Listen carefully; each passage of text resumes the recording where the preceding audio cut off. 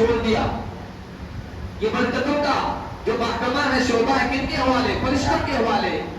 فرشتوں کو لانے والے اعمال ہم کریں گے تو ہمارے گھروں میں فرشتے آئیں گے، اور فرشتوں والا ماحول قائم نہیں کریں گے تو ہمارے گھر میں فرشتے نہیں آئیں گے، کوئی اور مخلوق آئے گی. فرشتوں جیسی غیبی مخلوق اور بھی ہے جس کو جنات کہتے ہیں، جس کو شیطان کہتے ہیں. گھر میں تلاوت نہیں ہے، حضور نے فرمایا وہ گھر ویران قبرستان کی طرح ہے. بخانے خالی نہ دیو بھی گیرت. جو گھر خالی ہوتا ہے اس میں دیو اپنا ٹھکانہ بنا لیتا ہے، شیطان اپنا ڈیرا ڈال دیتا ہے. اور جہاں جنات اور شیطان ڈیرا ڈالیں گے وہاں کیا ماحول بنے گا؟ وہاں برکت آئے گی، وہاں کی فضا اچھی رہے گی، وہاں کے رہنے والوں کے تعلقات اچھے رہیں گے، وہاں کے رزق میں برکت ہوگی. یہ مخلوق اپنی نفست چھوڑے گی، اپنے اثرات چھوڑے گی. الحمدللہ وکفا وسلام علی عبادہ الذین اصطفیٰ. اما بعد، اعوذ باللہ من الشیطان الرجیم. بسم اللہ الرحمن الرحیم. یا ایھا الناس قد جاءتکم موعظۃ من ربکم وشفاء لما فی الصدور وہدی ورحمۃ للمؤمنین. وقال النبی صلی اللہ علیہ وسلم ما من الانبیاء من نبی الا واعطی من الآیات ما آمن او أؤمن علیہ البشر انما اوتیته وحیا اوحى اللہ الی فأرجو ان اکون اکثر تابعا یوم القیامہ او کما قال النبی صلی اللہ علیہ وسلم. محترم بزرگوں اور عزیز دینی بھائیوں، تراویح کے اندر آپ سب حضرات نے اللہ کی آخری کتاب انسانیت کے نام اللہ کے آخری پیغام قرآن کریم کو سنا اور سنایا ہے. جن لوگوں نے سنایا ہے، جن لوگوں نے سنا ہے جہاں کہیں بھی، ان سب کے لیے یہ بڑی سعادت کی بات ہے، برکت اور خیر کا باعث ہے. اللہ تبارک و تعالی اس کلام مجید کی خیرات، برکات اور بھلائیوں کو ہم سب کو نصیب کرے. رمضان کا مہینہ قرآن کے نزول کا اترنے کا مہینہ ہے، اور اللہ تبارک و تعالی نے نظام اس طرح بنا دیا ہے کہ سال میں ایک مرتبہ قرآن کریم کے لیے ایسا ماحول فراہم کیا ہے رمضان کے مبارک مہینے کی اور تراویح کی شکل میں کہ اس سے ہماری ایمان کی بیٹریاں چارجنگ ہو جاتی ہے، تازہ ہو جاتی ہے، اور قرآن سے ربط، قرآن سے تعلق تازہ ہو جاتا ہے. قرآن کریم کی ہم تلاوت کرتے ہیں، پڑھتے ہیں. قرآن کریم کو کیوں پڑھتے ہیں؟ کس مقصد کے تحت پڑھتے ہیں؟ کون سی غرض ہے جس کی وجہ سے ہم قرآن کی تلاوت کرتے ہیں؟ اگر انسانوں سے پوچھیں گے، قرآن کے پڑھنے والوں سے، تو الگ الگ مقصد سے لوگ پڑھ رہے ہیں، اس کی تلاوت کر رہے ہیں. ایک تو تلاوت کرنے والوں کا مقصد ہے کہ ہم اس وجہ سے قرآن کی تلاوت کر رہے ہیں. دوسرا، خود قرآن کا کیا مقصد ہے؟ قرآن کیوں اترا ہے؟ قرآن کا ہدف کیا ہے؟ قرآن کا خود کا ایجنڈا کیا ہے جس کے لیے اللہ نے اس کتاب مجید کو اتارا ہے؟ تو چند باتیں اس سلسلے میں آپ کے سامنے رکھنا چاہتا ہوں اور آپ کی توجہ اس طرف دلانا چاہتا ہوں. اللہ پاک صحیح انداز سے مجھے کہنے کی اور سب کو اس پر عمل کرنے کی توفیق عطا فرمائے. ہم قرآن کریم کیوں پڑھتے ہیں؟ ایک تو اس لیے، اس مقصد کے لیے کہ نماز ہم پر فرض ہے، اور نماز میں ہمیں قرآن کی تلاوت کرنا ضروری ہے. اس کے بغیر نماز نہیں ہوگی. تو ہم قرآن کریم کو پڑھتے ہیں، سیکھتے ہیں، اور کچھ صورتیں ضرور یاد بھی کرتے ہیں تاکہ نماز میں پڑھ سکیں. اس میں بھی آپ غور کریں کہ ہم کتنی صورتیں یاد کرتے ہیں. کم از کم کوشش یہ ہوتی ہے 4، 8، 10. تاکہ کسی طریقے سے ہماری نمازیں ہو جائیں. کیا اس طرح ہماری نمازیں سنت کے مطابق ہو رہی ہیں؟ کبھی آپ نے غور کیا ہے؟ ہماری عمریں بیت گئی ہے 4 صورتوں پر ہم ڈپینڈ کیے ہوئے، انحصار کیے ہوئے. اس سے 5ویں صورت بعض لوگوں نے یاد نہیں کی ہے کہ 4 رکعتیں ہوتی ہیں زیادہ سے زیادہ، 1 رکعت میں 1 صورت. کچھ خوش نصیب ہیں جن کو شوق ہو تو کچھ زیادہ یاد کر لیتے ہیں. لیکن کبھی آپ نے سوچا کہ اس طریقے سے ہماری نمازیں، فرض نمازیں ہیں، پھر واجب ہے، سنتیں ہیں، نوافل ہم پڑھتے ہیں، سنت کے مطابق ہو جاتی ہیں. اللہ کے نبی صلی اللہ علیہ وسلم ہر نماز میں ہر رکعت کے لیے الگ الگ سورت پڑھا کرتے تھے. اس اعتبار سے دیکھیں تو ہر مسلمان کو کم از کم آدھا پارہ یاد ہونا چاہیے. اپنی الگ الگ نمازوں میں، دن کی نمازیں دیکھ لیں آپ جتنی پڑھتے ہیں، اور میں آپ الگ رکعت میں الگ سورت پڑھ سکے تو اما پارہ کم از کم ہر ایمان والے کو یاد ہونا چاہیے. تب جا کے الگ الگ رکعت میں ایک ایک سورت ہو پائے گی. لیکن اتنی صورتیں کس کو یاد ہے؟ کون یاد کرتا ہے؟ تو ایک تو ہم قرآن اس لیے پڑھ رہے ہیں کہ نماز پڑھنی ہے اور نماز میں قرآن ضروری ہے، تو قرآن پڑھتے ہیں، چند صورتیں یاد کر لیتے ہیں. دوسرا، قرآن پڑھنے والے اس مقصد سے پڑھ رہے ہیں کہ نیکیاں کما لیں، اجر پا لیں، ثواب پا لیں. ثواب حاصل کرنے کی نیت سے ہم قرآن پڑھتے ہیں. اور حضور علیہ السلام کا ارشاد ہے کہ ایک حرف پر 10 نیکیاں، اور اس کے بعد 10 نیکیوں پر اکتفا نہیں ہے. ہمارا جیسا اخلاص ہوگا، جیسا جذبہ ہوگا، جیسے دل کی کیفیت ہوگی، اللہ کی طرف سے اسی قدر زیادہ سے زیادہ نیکیاں اور اجر و ثواب ملتا ہے. کمی کی کوئی شکایت اللہ کے خزانے سے نہیں. اخلاص زیادہ ہوگا تو 10 ہی نہیں، آپ کو سینکڑوں نیکیاں بھی مل سکتی ہے، ہزاروں بھی مل سکتی ہے، لاکھوں بھی مل سکتی ہے، کروڑوں بھی مل سکتی ہے، اربوں خربوں بھی مل سکتی ہے. اس لیے کہ دنیا کی حکومتوں کے خزانوں میں کمی ہو سکتی ہے، بجٹ پرابلم کا مسئلہ ہو سکتا ہے، بجٹ کا مسئلہ ہو سکتا ہے. اللہ کے خزانے میں تو واللہ واسع علیم، بڑی وسعتوں والا ہے، مشاہدگی والا ہے. اس کے خزانے میں بجٹ کا کوئی پرابلم نہیں ہے. تو جتنا اخلاص ہوگا پڑھنے میں اس قدر نیکیاں زیادہ ملے گی. اب بہت سارے لوگوں کو یہ سمجھ میں نہیں آتا کہ یہ نیکیاں کیا ہے، یہ نیکیاں، یہ اجر، یہ ثواب. تو بھائی یہ نیکیاں کرنسی، یہ اجر ثواب جو ہم اس کے لیے پڑھتے ہیں نا، یہ کرنسی ہے. کرنسی ہر ملک کی اپنی کرنسی ہوتی ہے. دنیا میں ہم چاہے اپنے ملک میں رہیں، چاہے کسی اور ملک میں چلے جائیں سفر کر کے، وہاں پر ہمیں معاملات طے کرنے ہیں. کچھ لینا ہے، کچھ دینا ہے، کچھ خریدنا ہے، کچھ بیچنا ہے، معاملات طے کرنے ہیں نا، تو اس ملک کی کرنسی کے تحت کرتے ہیں. اگر اس ملک کی کرنسی نہیں ہے تو آپ کے لیے پرابلم ہو جائے گی، مشکل ہو جائے گی. بہت سارے لوگ جن کو پتا نہیں ہوتا، پہلی مرتبہ عمرے پہ چلے گئے اور لے جانے والوں نے نہیں بتایا کہ بھائی وہاں الگ کرنسی چلتی ہے. سیدھے سادھے گاؤں کے لوگ اب مدینے سے مکے جا رہے ہیں، مکے سے مدینے جا رہے ہیں، اور بیچ میں ہوٹل پر بس رکی، وہ سب اترے، اپنی کھانے پینے کی چیزیں لے رہی. وہ بیچارہ گاؤں کا دیہاتی آدمی اتر گیا، اس نے اپنے یہاں کے پیسے پیش کیے، کہہ رہے نہیں یہ مشکلہ ہے، کیا نہیں چلے گا، کیا سعودی ریال دو. اب وہ بیچارہ دیکھتا رہتا ہے، کسی ساتھی نے دیا تو ٹھیک ہے، ورنہ چپ چاپ واپس جا کے بس پہ بیٹھ جائے، بھوکا پیاسا. وہاں اس ملک کی کرنسی چلے گی، درہم چلتا ہے، کہیں ریال چلتا ہے، کہیں یورو چلتا ہے، کہیں پاؤنڈ چلتا ہے، کہیں الگ الگ کرنسی ہے. یہاں روپیہ چلتا ہے، کہیں ٹکا چلتا ہے. یہ کرنسی ہے. ایک ملک سے دوسرے ملک جائیں گے تو آپ کو وہاں کی کرنسی کی ضرورت پڑے گی اور اس کے تحت آپ کو معاملات طے کرنے پڑیں گے. ہم اس دنیا میں رہے ہیں، یہ ایک دیش ہے، یہ دنیا ہے، یہ ایک ملک ہے، اور ایک اور ملک ہے، ایک اور دیش ہے جس کو ہم آخرت کا دیش کہتے ہیں.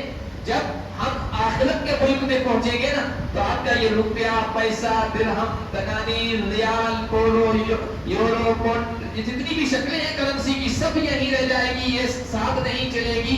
وہاں جو کرنسی کام آئے گی وہ یہ جس کو ہم نیکی کہتے ہیں، جس کو اجر کہتے ہیں، جس کو ثواب کہتے ہیں، یہ آخرت کے دیش کی کرنسی ہے. یہ آپ نے یہاں اکٹھا کر لی تو وہاں کام آئے گی، آپ معاملات طے کر پائیں گے. اور یہاں سے جمع کر کے نہیں گئے، ساتھ لے کے نہیں گئے، تو وہاں خسران میں رہیں گے، گھاٹے میں رہیں گے. اور وہاں پر یہ کرنسی دو شکلوں میں چلے گی. حدیث میں آیا دو شکلوں میں چلے گی. یہ کرنسی پوزیٹیو بھی ہے، یہ کرنسی نیگیٹیو بھی ہے. پوزیٹیو اس شکل میں، اگر آپ کے اوپر کسی کا حق ہے، حق والا مطالبہ کرے گا، اللہ سے کہے گا میرا اس پر حق ہے، میرا حق دلائیے، اللہ تعالیٰ نیکیوں کی شکل میں، یہ کرنسی ہے، نیکیوں کی کرنسی کی شکل میں اس کو حق دلائیں گے. وہاں اس کی نیکیاں لے لو. نیکیاں ختم ہو گئی، اب کیا ہوگا؟ اس کی نیکیاں ہی ختم ہوگی، کرنسی ختم ہوگا. اب کیا ہوگا کہ یہ جو جس کا حق ہے اس کی جو نیگیٹو کرنسی ہے، یعنی گناہ ہے، وہ اس پر لاد دو، اس کے کندھوں پر لاد دو، اور فرشتوں سے کہا جائے گا اس کو گھسیٹ کر جہنم میں لے جاؤ. تو قرآن کی تلاوت جو ہم کر رہے ہیں نا، یہ ہم کرنسی جمع کر رہے ہیں آخرت کے ملک کے لیے. تو اس کے لیے ہم قرآن کی تلاوت کرتے ہیں. دوسرا مقصد یہ ہوتا ہے. تیسرا جو ہمارا مقصد ہوتا ہے وہ یہ ہوتا ہے برکت. گھر میں کیوں قرآن کی تلاوت کرتے ہیں؟ گھر میں برکت آ جائے. دکان میں کیوں کرتے ہیں؟ برکت حاصل ہو جائے. کارخانے اور فیکٹری میں بہت سارے لوگ تو جب افتتاح ہوتا ہے، ادھاٹن ہوتا ہے، تب کرواتے ہیں. بہت سارے ذوق والے ایسے بھی ہیں، روزانہ اپنے طور پر قرآن کی تلاوت کرتے ہیں. گھر میں بھی کرتے ہیں، دفتر میں بھی کرتے ہیں، کارخانے میں بھی کرتے ہیں، ملازمت کی جگہ بھی کرتے ہیں، دکان میں بھی کرتے ہیں. کھیتی والا کھیتی باڑی میں جہاں مشغول رہتا ہے وہاں کرتا ہے، برکتیں حاصل کرنے کے لیے. اور قرآن سے برکتیں حاصل ہوتی ہے، اس میں کوئی شک نہیں. قرآن سے برکتیں حاصل ہوتی ہے، اس میں کوئی شک نہیں. اور قرآن کی تلاوت کی وجہ سے گھروں کا ماحول پرسکون رہتا ہے، محبتوں کی فضا بنتی ہے، تعلقات خوشگوار رہتے ہیں، اچھے رہتے ہیں، برکتوں کا نزول ہوتا ہے. اس لیے نبی پاک صلی اللہ علیہ وسلم کا ارشاد ہے نا کہ اپنے گھروں کو قبرستان مت بناؤ، گھروں میں کچھ نماز کا حصہ رکھو. اجعلوا من صلاتکم فی بیوتکم نصیبا. مسلم شریف کی روایت ہے اپنی نماز کا کچھ حصہ اپنے گھروں میں بھی رکھو، ساری مسجد میں مت پڑھو. مسجد میں فرض ادا کر لو، آگے پیچھے کی سنتیں نوافل جو بھی پڑھنی ہے گھروں میں حضور کا معمول تھا. تم بھی اس میں سے کچھ حصہ گھروں میں رکھو، اس سے برکتیں آئیں، خیر کے فیصلے ہوں گے. فرشتے آئیں گے جو نورانی مخلوق کے خیر کے لانے والے ہیں، اچھائیوں کے لانے والے. گھروں میں قرآن کا ماحول ہوتا ہے، گھروں میں ذکر و اذکار کا ماحول ہوتا ہے، گھروں میں قرآن کی تلاوت کی فضا ہوتی ہے، گھروں میں درود شریف پڑھنے کا ماحول ہوتا ہے، گھروں میں مصنوع دعاؤں کا انسان کا معمول ہوتا ہے گھر والوں کا. تو گھر میں خیر اور برکت کے فیصلے ہوتے ہیں. جب تک مسلمانوں کا یہ معمول تھا تو گھروں میں فضا پر سکون تھی، آپسی اعتماد تھا، گھر والوں کے، مکینوں کے اندر، رہائشیوں کے اندر محبتوں کی فضائیں تھی، رشتے بڑے مٹھاس بھرے تھے، تعلقات بہت اچھے تھے. آج آپ دیکھیے گھر گھر کی کہانی کیا ہے؟ آپس کے تعلقات خراب ہیں، رشتے مضبوط نہیں ہیں، میاں بیوی کا حق ریلیشن اچھا نہیں ہے، باپ باپ اور اولاد میں دوری ہے، آپس میں بھائیوں میں نا اتفاقی ہے، نا چاہتی ہے. اور ہر ایک کو کہتے ہوئے پائیں گے پہلے ایسا ماحول نہیں رہا، وہ محبتوں کا ماحول نہیں رہا، گھروں میں برکت ہی نہیں رہی. پہلے ایک کماتا تھا پورا گھر کھاتا تھا، اب گھر کے جتنے ممبر ہیں سب کما رہے ہیں اور مہینہ ختم ہوتے ہوتے پریشانی ہو جاتی. اس کی وجہ کیا ہے؟ وجہ یہی ہے اپنے گھر میں برکتوں والا ماحول پیدا کرنا چھوڑ دیا. یہ برکتوں کا جو محکمہ ہے، شعبہ ہے، کن کے حوالے؟ فرشتوں کے حوالے. فرشتوں کو لانے والے اعمال ہم کریں گے تو ہمارے گھروں میں فرشتے آئیں گے. اور فرشتوں والا ماحول قائم نہیں کریں گے تو ہمارے گھر میں فرشتے نہیں آئیں گے، کوئی اور مخلوق آئے گی. فرشتوں جیسی غیبی مخلوق اور بھی ہے جس کو جنات کہتے ہیں، جس کو شیطان کہتے ہیں. گھر میں تلاوت نہیں ہے، حضور نے فرمایا وہ گھر ویران قبرستان کی طرح ہے. پخانے خالی نہ دیو بھی گیرت. جو گھر خالی ہوتا ہے اس میں دیو اپنا ٹھکانہ بنا لیتا ہے، شیطان اپنا ڈیرا ڈال دیتا ہے. اور جہاں جنات اور شیطان ڈیرا ڈالیں گے وہاں کیا ماحول بنے گا؟ وہاں برکت آئے گی، وہاں کی فضا اچھی رہے گی، وہاں کے رہنے والوں کے تعلقات اچھے رہیں گے، وہاں کے رزق میں برکت ہوگی. یہ مخلوق اپنی نوسط چھوڑے گی، اپنے اثرات چھوڑے گی. اس لیے آج سب پریشان ہیں. ماحول اچھا فرشتوں والا نہیں بنا رہے ہیں، ماحول شیطانوں والا بنا رہے ہیں. تو گھروں میں برکت ہی نہیں ہے اور ماحول اچھا نہیں ہے، پریشان ہیں. اور بہت سارے پریشان ہیں. عقیدے کے کمزور لوگ پھر مولویوں کے پاس جاتے ہیں، عاملوں کے پاس جاتے ہیں، ٹوٹے ٹوٹکے کرنے والوں کے پاس جاتے ہیں کہ بھائی کسی نے کچھ کر دیا ہے تم بھی کچھ کرو. یہی ہوتا ہے نا بھائی، کسی نے کچھ کر دیا ہے تو کچھ کرو. عورتوں کا اتنا کمزور ہوتا ہے، وہ زیادہ کرتی ہیں، تعویذ کرنے والوں کے پاس جاتی ہیں. اور مولوی بیچارہ جو کچھ بھی ہے وہ بھی کچھ نہ کچھ کر دیتا اپنے حساب سے، فائدہ ہو یا نہ ہو. تو یہ کیا ہو رہا ہے؟ یہ اس وجہ سے ہو رہا ہے کہ اپنے قرآن والا ماحول گھر میں نہیں بنایا. ظاہر سی بات ہے، ایک آسان سی مثال، سمپل سا ایگزامپل ہے کہ آپ کا گھر ہے، گھر میں آپ صفائی رکھتے ہیں، جھاڑو پوچھا کرتے ہیں، گھر کے باہر دالان ہے، صحن ہے، اس میں بھی آپ صفائی کرتے ہیں، نالی ہے، پانی جانے کا راستہ ہے، غسل خانے، پیشاب خانے، سب کو صاف ستھرا رکھتے ہیں. اور دالان میں اگر جگہ ہے تو آپ نے وہاں چھوٹے چھوٹے پودے، گلاب کے اور مختلف قسم کے پودے لگا رکھے ہیں. نہیں ہے تو آپ نے گملوں میں چھوٹے چھوٹے پودے لگا رکھے ہیں. اب ایسے بہترین پودے آپ وہاں رکھیں گے گھر کے صحن میں، گھر کے دالان میں، تو کیا ہوگا؟ تتلیاں آئے گی، اور کوئی پرندہ آئے گا آ کر چہچانے لگے گا، چڑیا آئے گی چہچائے گی، ہے نا. اور بھی کوئی میٹھی مٹھاس بڑی آواز والا رسیلا کوئی پرندہ آ سکتا ہے، وہ چہچانے لگتا ہے، اپنی آواز نکالنے لگتا ہے، خوش ہوتے ہیں اور بہت اچھا لگتا ہے. یہی ہوتا ہے، تتلیاں آتی ہے، پرندے آتے ہیں، کوئل آتی ہے، اس طرح کی اچھی چیزیں آتی ہیں. کیوں؟ گھر کا ماحول آپ نے اچھے بنایا ہے. اور وہی گھر کوڑا کرکٹ پڑا ہو، گندگی پڑی ہو، نالیوں میں جو ہے نا گندگی بہ رہی ہو، ہر طرف کیڑے مکوڑے، گندگی کا ماحول ہے تو پھر کیا ہوگا؟ کیڑے مکوڑے پیدا ہوں گے، کاکروچ آئیں گے، مکھیاں بنبنائیں گی اور مینڈل پھرائیں گے، اس طرح کی چیزیں آئیں گی. اور پھر آپ شکایت کریں محلے والوں میں سے کسی نے کچھ کر دیا، اس وجہ سے سارے کاکروچ میرے گھر میں جمع ہو گئے. یہ صحیح بات ہے؟ کسی نے کچھ نہیں کیا، ہم نے خود کچھ کیا. ہوتا ہے ماحول قرآن کی تلاوت والا نہیں ہے تو پھر ایسی چیزیں آئیں گی جنات کی شکل میں، کاکروچ کی. یہ تو میں نے مثال دی ہے، نقصان دہ چیزیں آئیں گی. تو قرآن کی تلاوت کا اپنے گھروں میں ماحول بنائیں تو انشاءاللہ آپ کے گھر میں بھی فرشتوں کی روحانی مخلوق کا ڈیرا ہوگا، اور وہ آئیں گے تو اپنی خیرات، برکات اور اچھائیاں لے کے آئیں گے اور گھر کی فضا اچھی بنے گی. تو قرآن کی تلاوت ہم برکت کے لیے کرتے ہیں. چوتھا، قرآن کی تلاوت جو ہم کرتے ہیں نا بیماریوں سے شفا کے لیے. بھائی کسی کو بیماری ہوگی ہے، سورہ بقرہ پڑھ لو، فلاں سورت پڑھ لو، علم نشرح پڑھ لو، فلاں فلاں پڑھ لو. بیماریوں سے شفا کے لیے ہم قرآن کو پڑھتے ہی اس مقصد کے لیے. اور یقیناً قرآن میں شفا ہے.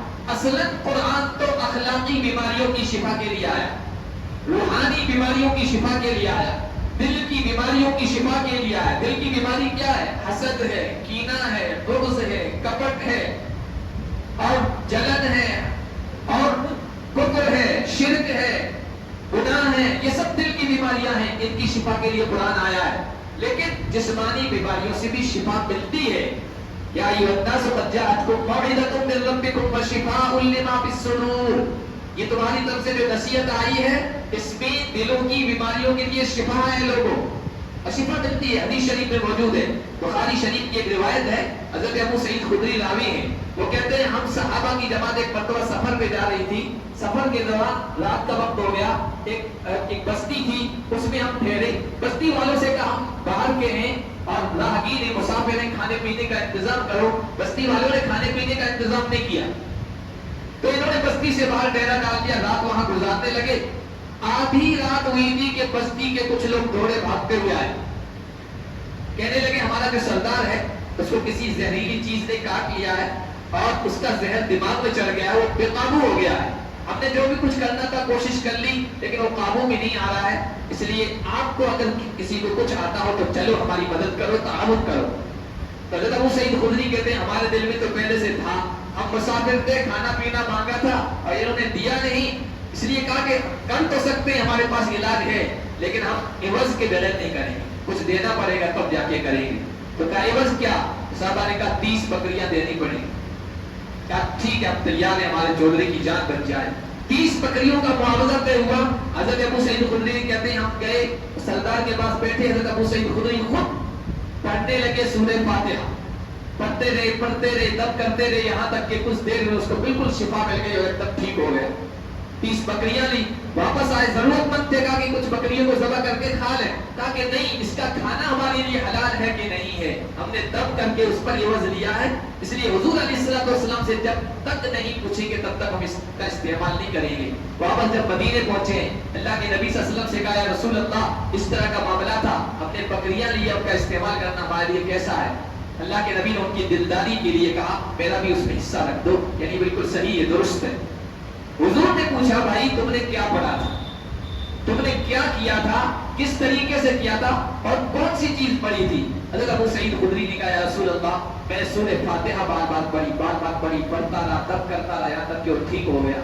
تو پھر حضور نے سوال کیا تمہیں کیسے پتا چلا کہ اس سورت میں شفا ہے؟ کہا یا رسول اللہ ایک مرتبہ آپ کی زبان مبارک سے میں نے سنا تھا اس سورت کا نام سورت الشفا بھی ہے, وہ میرے ذہن میں اس وقت بات آ گئی تھی, تو میں پڑھتا رہا, تب کرتا رہا, اس کو شفا مل گئی. حضور نے شاباشی. تو ہم بھی قرآن کو اس لیے پڑھ رہے ہیں کہ کسی بیماری سے شفا مل جائے, یہ قرآن کی تلاوت کا مقصد ہوتا ہے. پانچواں جو مقصد ہے وہ بعض لوگ ایصال ثواب کے لیے پڑھتے ہیں, اپنے کسی عزیز, قریب, رشتہ دار, دوست, متعلق اس دنیا سے چلا گیا, پڑھ کر اس کے لیے ثواب پہنچاتے ہیں, اس مقصد کے لیے پڑھتے ہیں. چھٹا مقصد یہ بھی ہوتا ہے, آج کل بڑے بڑے جلسے ہوتے ہیں. آج کل آپ نے دیکھا ہوگا سوشل میڈیا پر ایران کے قاریوں کی ویڈیو بہت وائرل ہو رہی ہے رمضان.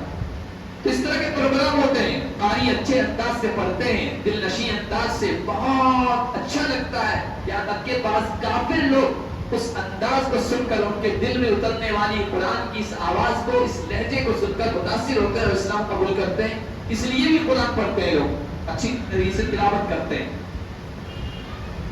یہ مقصد سمجھ کر لوگ یہ 5-6 کام کر رہے ہیں, لیکن یہ اصل قرآن کا مقصد نہیں ہے. یہ تو قرآن کے ذریعے سے ہمیں نفع مل رہا ہے, فائدہ مل رہا ہے, کچھ حاصل ہو رہا ہے. یہ قرآن کی تلاوت کا, قرآن پڑھنے کا نفع ہے, قرآن کے نازل ہونے کا, اترنے کا, یہ ان میں سے کوئی مقصد نہیں. اب قرآن کا مقصد کیا ہے, قرآن کا خود کا ایجنڈا کیا ہے, قرآن کیوں آیا ہے, بات کہہ کر میں اپنی گفتگو ختم کرتا ہوں. قرآن کیوں آیا ہے, قرآن کا ایجنڈا کیا ہے؟ ابھی حافظ صاحب نے جنہوں نے آخری رکعت پڑھائی ہے اس میں سورۃ البقرہ الف لام میم ذالک الکتاب لا ریب فیہ ھدی للمتقین, اللہ نے سب سے پہلے ہی بیان کر دیا کہ قرآن کیوں پڑھو, قرآن کی تلاوت کا تمہارا مقصد کیا ہونا چاہیے. فرمایا یہ کتاب ہے, اس میں کوئی شک و شبہ نہیں, لا ریب کتاب ہے, یہ تقوی والوں کے لیے ہدایت ہے, رہنمائی کی چیز ہے. لیکن قرآن کی تلاوت کا مقصد یہ ہونا چاہیے کہ ہمارا رب ہم سے کیا کہہ رہا ہے, ہم اپنے رب سے کیا کہہ رہے ہیں, ہمارا رب ہم سے اس قرآن میں, اس آیت میں, اس سورت میں, اس رکوع میں کیا مطالبہ کر رہا ہے, کیا ڈیمانڈ کر رہا ہے.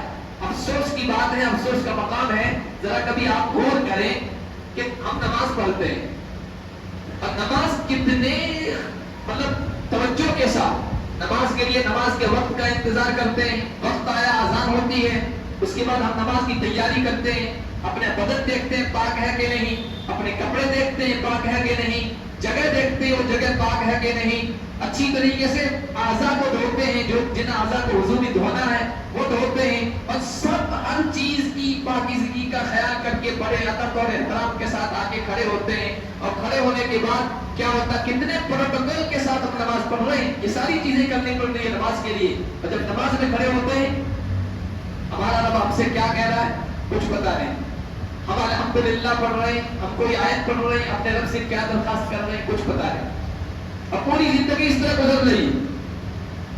تو پھر قرآن کے نازل ہونے کا جو مقصد ہے, اس سے رہنمائی حاصل کرو. ہمیں پتہ ہی نہیں کہ سورۃ الفاتحہ ہمیں اپنے رب سے کیا کہہ رہے ہیں. ہم الحمدللہ رب العالمین کہتے ہیں تو ہمارا رب ہم سے کیا کہہ رہا ہے, ہم الرحمن الرحیم کہتے ہیں تو ہمارا رب ہم سے کیا کہہ رہا ہے, ہم مالک یوم الدین کہتے ہیں تو ہمارا رب ہم سے کیا کہہ رہا ہے, ہم ایاک نعبد و ایاک نستعین کہہ رہے ہیں, کیا کہہ رہے ہیں, کیا معاہدہ کر رہے ہیں, اپنے رب کے سامنے کیا پیغام دے رہے ہیں, اور ہمارا رب اس کے جواب میں کیا کہتا ہے, کسی کو کچھ پتا نہیں. یہ افسوس کا مقام نہیں. قرآن تو آیا رہنمائی کے لیے, رہنمائی آپ اسی وقت حاصل کریں گے جب آپ کو پتا ہوگا کہ اس میں کیا ہے, اس کا ترجمہ کیا ہے, اس کا ٹرانسلیشن کیا ہے, اس کا مقصد کیا ہے, اس کی تفسیر کیا ہے, اس کا مطلب کیا ہے. اور آپ میں سے کسی کو کچھ پتا ہی نہیں, اور پوری زندگی اس طرح گزر رہی ہے. تو قرآن کے اترنے کا جو اصل مقصد تھا, قرآن کا ایجنڈا کا ھدی للمتقین, یہ ہدایت ہے, رہنمائی ہے تقوی والوں کے لیے. صرف تقوی والے کا ایمان والے, صرف تقوی والوں کے لیے نہیں ہے, سارے لوگوں کے لیے اس میں ہدایت ہے. اس کی جو بات ہے، بات کا رخ ہے وہ ہے یا ایھا الناس، اے لوگو میں ہدایت بن کے آیا ہوں تمہارے لیے، لیکن فائدہ کون اٹھائیں گے؟ وہ تقوی والے، ایمان والے۔ جیسے کسی بستی میں لائٹ کی ضرورت ہوتی ہے، ٹرانسفارمر لا کے لگا دیا جاتا ہے، ٹرانسفارمر لگ گیا، اب اس سے جس کا کنیکشن جڑ گیا وہ 2 کلومیٹر دور ہے، تب بھی اس کا بلب روشن ہوگا، لائٹ روشن ہوگی، اے سی چلے گا، کولر چلے گا، پنکھا چلے گا، لیکن اس ٹرانسفر کے پاس بھی کوئی گھر ہے، اس نے اپنا کنیکشن نہیں جوڑا، اس کو کچھ فائدہ نہیں ہوگا۔ تو مسلمانوں نے اس سے کنیکشن جوڑ لیا تو ان کے لیے ہدایت اور رہنمائی ہے، ورنہ سارے لوگوں کے لیے۔ تو قرآن آیا ہدایت کے لیے، رہنمائی کے لیے۔ اے لوگوں، اللہ فرما رہے ہیں اما یاتینکم منی ھدی، آدم کو جب جنت سے یہاں بھیجا تھا نا دنیا میں، آدم اور حوا کو تب کہا تھا میں جنت سے تمہیں اس دھرتی پہ بھیج رہا ہوں اور تمہارے پاس، تمہاری نسل چلے گی آگے، تمہارے پاس ہماری طرف سے ہدایتیں آئے گی، رہنمائی آئے گی اور ہماری طرف سے تعلیمات آئے گی۔ اب اس تعلیمات کے مطابق زندگی بسر کرنی ہے، آزاد زندگی بسر نہیں کرنی ہے۔ اس کے مطابق زندگی بسر کرو گے تو واپس جنت میں آنا ہے، فلا خوف علیہم ولا هم يحزنون، نہ کوئی خوف ہوگا نہ غمگین ہوں گے۔ اور اس ہدایت اور رہنمائی کو نہیں حاصل کرو گے تو پھر والذین کفروا وکذبوا بآیاتنا، جو انکار کریں گے، اس سے دور بھاگیں گے اور اس کو جھٹلائیں گے، اولئک اصحاب النار، وہ جہنم میں جائیں گے، اس میں ہمیشہ ہمیشہ رہیں گے۔ تو قرآن اصل ہدایت کی کتاب ہے، یہ رہنمائی کی کتاب ہے اور ہر ایک کو رہنمائی پہنچاتی ہے۔ پروفیسر بھی اس سے رہنمائی حاصل کر سکتا ہے، ڈاکٹر بھی اس سے رہنمائی حاصل کر سکتا ہے، انجینئر بھی اس سے رہنمائی حاصل کر سکتا ہے، حکمراں بھی اس سے رہنمائی حاصل کر سکتا ہے، سیاستداں بھی اس سے رہنمائی حاصل کر سکتا ہے، سائنسداں بھی اس سے رہنمائی حاصل کر سکتا ہے۔ دنیا کے کسی بھی شعبے میں، کسی بھی محکمے میں، کسی بھی جگہ پر کام کرنے والا ہو، اس سے رہنمائی حاصل کرے گا، قرآن اس کی رہنمائی کرے گا اور آج بھی کر رہا ہے۔ ہم مسلمان صرف چند فائدے کے لیے جو میں نے بتائے، اس فائدے کے لیے، نفع کے لیے، برکت کے لیے قرآن کو پڑھتے ہیں، وہ چیز حاصل ہو رہی ہے، اور جو لوگ رہنمائی کے لیے قرآن کو پڑھتے ہیں ان کو رہنمائی بھی مل رہی ہے۔ یہاں تک کہ کافر ہیں، مشرک ہیں، عیسائی ہیں، یہودی ہیں، وہ قرآن کو اس لیے پڑھ رہے ہیں کہ ہمیں معلوم ہو کہ اس میں کیا کہا گیا ہے، وہ اس لیے پڑھ رہے ہیں تو اسلام میں آ رہے ہیں۔ ہم برکت کے لیے پڑھ رہے ہیں، ہمیں برکتیں مل رہی ہے، وہ رہنمائی کے لیے پڑھ رہے ہیں، ان کو رہنمائی مل رہی ہے۔ وقت نہیں ہے، زیادہ ہو گیا، میں آپ کو بتاتا اسی مہینے میں، رمضان کے اس مہینے میں، پھر اگلے مہینے میں، اس سے پہلے فروری میں اور پچھلے کچھ مہینوں میں اسی سال کے سینکڑوں لوگ قرآن کو پڑھ کر مسلمان ہوئے۔ رہنمائی کے لیے پڑھا ہے تو آگے ہی اسلام کے دامن میں اسلام قبول کیا، اور کوئی عام لوگ نہیں ہے کہ جن کا برین واشنگ کر دیا گیا ہو اور ان کو مسلمان بنا دیا گیا ہو۔ مشہور سائنسداں نوجوان سرچ کر لیں، ہنری کلاسن، اور غالباً ہارورڈ کا وہ پروفیسر ہے، ابھی 2 مہینے پہلے اس نے اسلام قبول کیا ہے۔ غالباً عبداللطیف عبدالحق نام رکھا ہے اور اس پر تو روزے رکھے ہیں اس نے مکمل۔ جوٹا بہت مشہور وہ فٹ بالر ہے، اس نے اسلام قبول کیا ہے۔ للی جون جو یہ میڈیٹیشن البم اس کا بہت مشہور ہوا ہے، پروڈیوسر ہے امریکی، گانے والا، ریپر کہتے ہیں اس کو، خاص انداز سے گاتے ہیں، بہت مشہور ہوا ہے۔ ابھی اس نے 1 رمضان کو اسلام قبول کیا ہے۔ ایسے سینکڑوں واقعات ہیں کہ میرے ابھی ذہن میں ہے، دماغ میں ہے، لیکن وقت نہیں ہے۔ ان سب نے قرآن کو اس لیے پڑھا کہ ہم رہنمائی حاصل کریں، ان کو رہنمائی مل گئی، اور ہم نسل در نسل مسلمان ہیں، رہنمائی کے لیے نہیں پڑھ رہے۔ ہمیں زندگی کس طرح گزارنی ہے، معاملات کس طرح کرنے ہیں، تجارت کس طرح کرنی ہے، کاروبار کس طرح کرنا ہے، بیوی کے ساتھ زندگی کس طرح بسر کرنی ہے، چھوٹوں پر شفقت کس طرح کرنی ہے، بڑوں کے ساتھ معاملہ کیا کرنا ہے، یہ روزمرہ کی جو زندگی کے مسائل ہیں، اسی کے لیے تو قرآن آیا۔ یہی تو ہدایت اور رہنمائی ہے۔ اب اس کے لیے نہیں پڑھ رہے ہیں، جو اس کے لیے پڑھ رہے ہیں ان کو وہ فائدہ مل رہا ہے۔ ہم برکت کے لیے، خیر کے لیے، شیطان سے حفاظت کے لیے، بیماریوں سے شفا کے لیے پڑھ رہے ہیں تو وہ چیز حاصل ہو رہی ہے۔ تو سب ارادہ کریں انشاءاللہ۔ اب یہ رمضان کی بابرکت ساتھی ہیں اور قرآن کی ختم کی مجلس ہے، اللہ تعالیٰ ہمارے جذبات کو قبول فرما لے کہ ہم آج سے قرآن کو رہنمائی کے لیے پڑھیں۔ اللہ پاک ہم سب کو عمل کی توفیق عطا